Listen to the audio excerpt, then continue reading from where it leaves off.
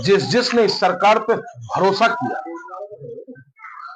जिसने भारतीय जनता पार्टी नरेंद्र मोदी जी की सरकार पे भरोसा किया, उन सभी को इस सरकार ने एक एक करके टारगेट करने का काम किया। और कहते नहीं कल तेरी बारी, आज मेरी बारी तो कल तेरी बारी, अब मौत से किसकी यारी। लेकिन लोग इस बात को समझ नहीं पाए। 2014 से जब से ये सरकार आई है, अपनी मनमर्जी जनता पे थोप रही है और जनता सहस्र स्वीकार कर रही है। ऐसा लगता है कि नरेंद्र मोदी जी या भारतीय जनता पार्टी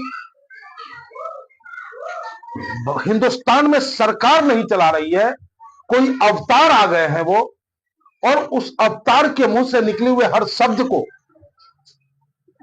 भगवान का शब्द माना जा रहा है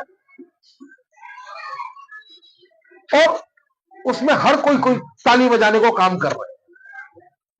2014 में जब सरकार बनी भारतीय जनता पार्टी की, तो याद होगा दोस्तों कि नोटबंदी की गई। अब नोटबंदियों से परेशानी किसे हुई? आम जनता को, आम गरीब को, लेकिन उन्हें समझा दिया गया और उनकी बातें लोगों ने समझ ली कि इस नोटबंदी से अगर नुकसान किसी को है तो अमीरों को है। और इसका नतीजा ये रहा कि बैंक की लाइन में लगने वाला कोई अमीर नहीं था, गरीब था। अमीर के घर बैंक जाके पैसा बदलने का काम किया। गरीबों की मौतें हुई कड़ाके की ठंड में। गरीबों ने अपनी दिहाड़ी छोड़ करके 500 को नोट को बदलवाने में लाइन में लगे रहे, 1000 के नोटों को बदलवाने। लेकिन फिर भी माननीय प्रधानमंत्री मोदी जी बोल रहे हैं भाई काला धन आएगा और देश का भला हो जाएगा, एकदम चकाचक होगा देश। सबने ताली बजा दी। फिर देखा लोग कि भाई प्रधानमंत्री जी कुछ कर ही नहीं रहे। प्रधानमंत्री जी सोचे कि भैया अब जनता मेरे से सवाल पूछेगा, काला धन आया नहीं, तो उससे पहले उन्होंने ठोक दिया, कहा कि भैया सब्सिडी खत्म करो जो देश से प्यार करता है, और आधार कार्ड से लिंक कराओ, जनधन खाता खोलो। फिर जनता का सालों लग गया उसी में भाई।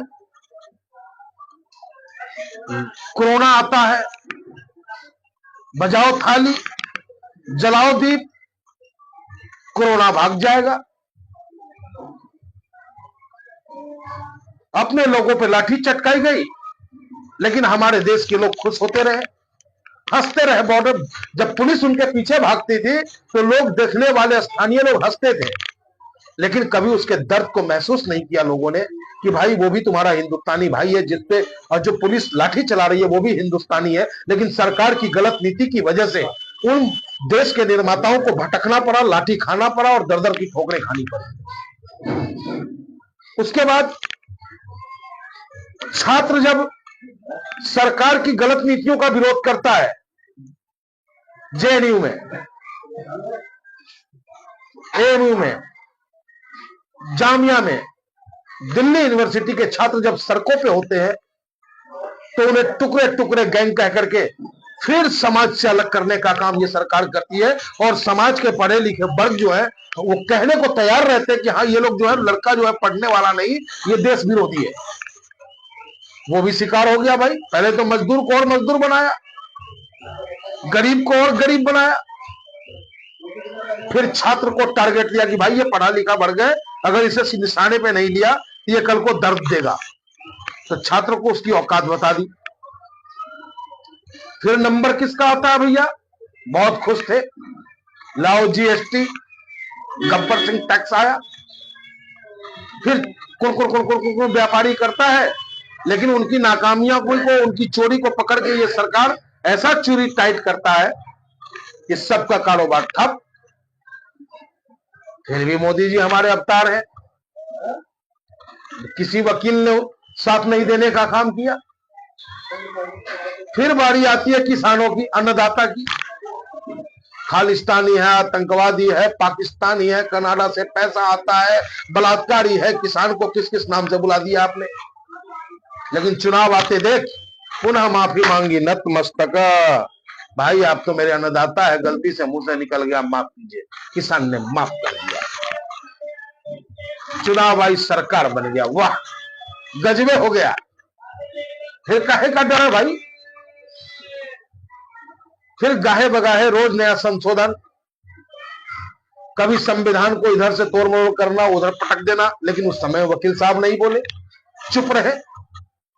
लेकिन अब जो है कहते हैं गरीब आदमी का, कमजोर आदमी का आस्था कहां आज भी टिका हुआ है? अदालत में कि चल भैया तुझे अदालत में देख लेंगे, तू नहीं मान रहा ना, लेकिन अब ठेंगा देख लेना ये अदालत में भी भैया। और वकील साहब सोच रहे थे कि हमारे खिलाफ तो ये कुछ करेगा ही नहीं भैया, लेकिन लगातार 5 संशोधन वकीलों के खिलाफ किया गया है, अधिवक्ता के खिलाफ किया गया है। और इन 5 संशोधनों में हमारे देश के अधिवक्ताओं के अधिकार को छीनने का प्रयास किया गया है। प्रयास ही नहीं, अमेंडमेंट बिल तैयार है। जब अमेंडमेंट बिल का प्रारूप सामने आया तो आज हमारे हिंदुस्तान के वकील अधिवक्ता संघ, बार काउंसिल स्ट्राइक पे है। हम आपके साथ हैं। और अमेंडमेंट जो हुआ है बड़े मजे की बात है। धारा 35A, धारा 35A कहता है कि वकील साहब या उनका संगठन जज के किसी कार्य का बहिष्कार नहीं कर सकता, कार्य को ठप नहीं कर सकता, आंदोलन नहीं कर सकता।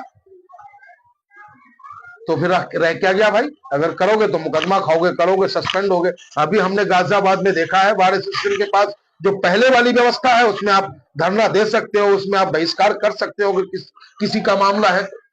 लेकिन अगर ये बिल आ जाता है तो वकील साहब भी धरना नहीं दे सकते हैं। दूसरा बिल आता है भैया, दूसरा बिल है 45B।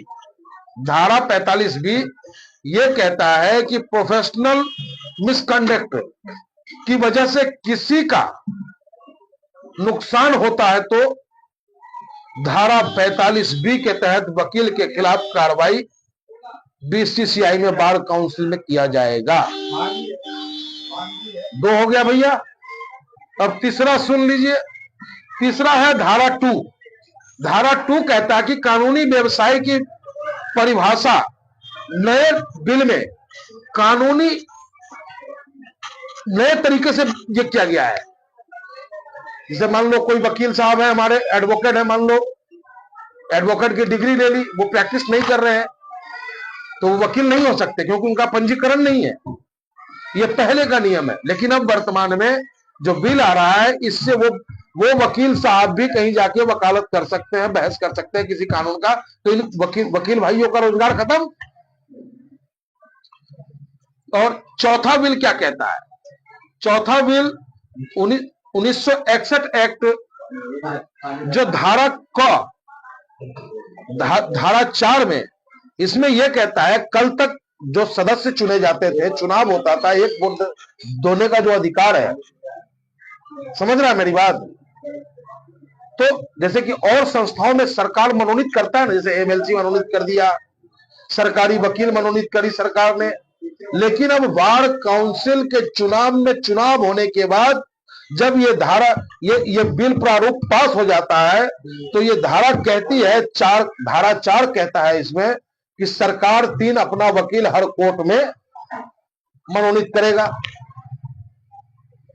तो भैया सरकार की चाबुक चढ़ गई तो किसकी आजादी गई? वकील साहब की आजादी गई। फिर भैया रहता है धारा 5वां संशोधन क्या है? धारा 33A का संशोधन हुआ है कि ठीक से रहिए, मुवक्किल के साथ, जबकि कल तक था कि अगर किसी मुवक्किल से वकील साहब धोखा करते हैं तो उसकी शिकायत बीसीआई यानी कि बार काउंसिल में होता था। लेकिन अब ये 3 जो मनोनीत किया जाएगा ये सर्वे सर्वा बन के बैठ जाएगा। तो देखिए वकील साहब, हम ऑल इंडिया मजलिस इत्तेहाद मुस्लिमीन के लोग संविधान को मानने वालों में से है और हमारा नेता रोजाना हिंदुस्तान के आम लोगों के खिलाफ आ रहे नित्य बिल के खिलाफ लोगों को जागरूक करने का कार्य करते हैं। लेकिन आप लोग मजाक उड़ाने का काम करते हैं। समझते हो आप कि बैरिस्टर असदुद्दीन ओवैसी साहब जो कह रहे हैं वो सही कह रहे हैं। कानून में बार बार संशोधन कर, बार बार नए नए बिल, अमेंडमेंट बिल ला करके, वक्फ बोर्ड बिल आता है तो बड़ा खुश होते हैं कि चलो अब तो एक को ठीक किया। अरे भैया, एक एक करके सबको ना ठीक करेगा। इसलिए सब एक होइए, ये देश हम सबका है।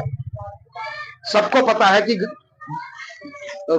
शहीद आजम भगत सिंह जी को जब फांसी की सजा से बचाने के लिए जब लड़ा जा रहा था तो कोई दूसरा वकील नहीं था, आसिफ अली खान चुनाव उनके लिए लड़ा था, वकालत किया था। तो हम हिंदुस्तानी हैं, खान बाद में है, पंडित बाद में है, ठाकुर बाद में है, जाट बाद में है, पहले हम हिंदुस्तानी हैं और आप अधिवक्ता हैं। आप ही हम कमजोर हिंदुस्तानियों का सहारा हैं, आप ही हमारी रक्षा करते हैं इन जालिमों से। तो इन जालिमों से आप तभी हमारी रक्षा कर पाएंगे जब आप सुरक्षित रहेंगे। तो आपके साथ, आपकी लड़ाई में ऑल इंडिया मजलिस इत्तेहाद मुस्लिमीन साथ है और सरकार से मांग करते हैं कि